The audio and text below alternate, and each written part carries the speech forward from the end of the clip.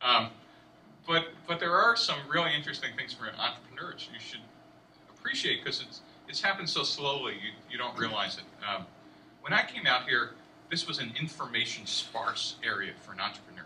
If you had a coffee with someone who actually knew something once a week or once a month, that was a lot of data, right? And so, you kind of sucked up every piece of data you could find on how to build and start companies because it was rare. I mean, there was no web, there no net, no anything.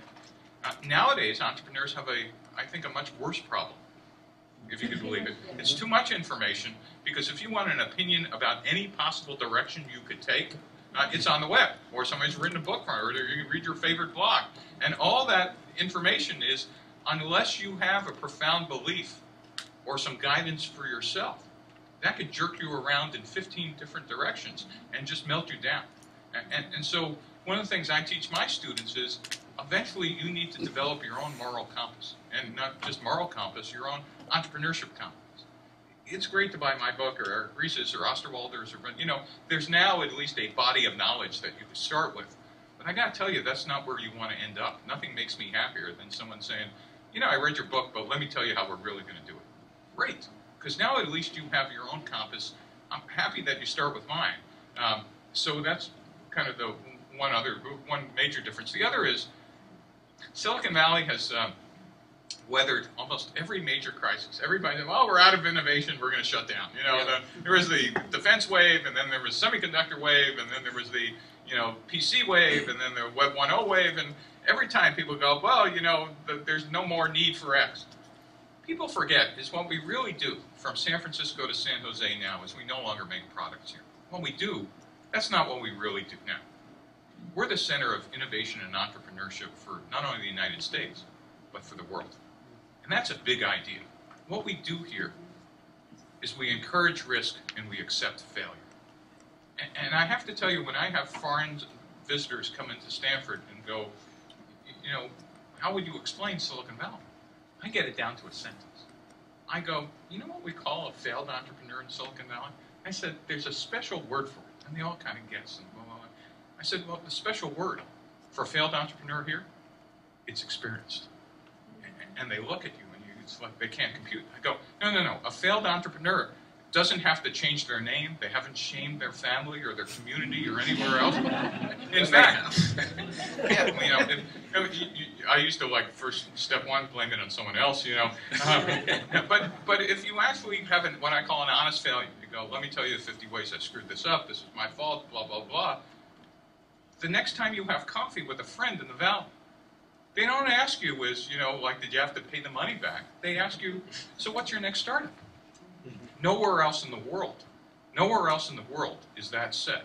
We take for granted that we're living in an innovation environment and an entrepreneurship culture where failure and the cycles of failure and success are celebrated. And the other part about our culture is no one looks at somebody who just made 20 million bucks and said, goddamn capitalists, we hate them. Someone goes, well, yeah, I'm smarter than them, it's just my time hasn't come, right? And in fact, in a room like this, I kind of remind people that, like in this room, there's at least a couple of you who are going to be worth 100 million bucks in the next couple of years. Yeah, all right. And I also remind you, you should look around. For me. You should look around, is that most of you would have been better off working at Walmart. And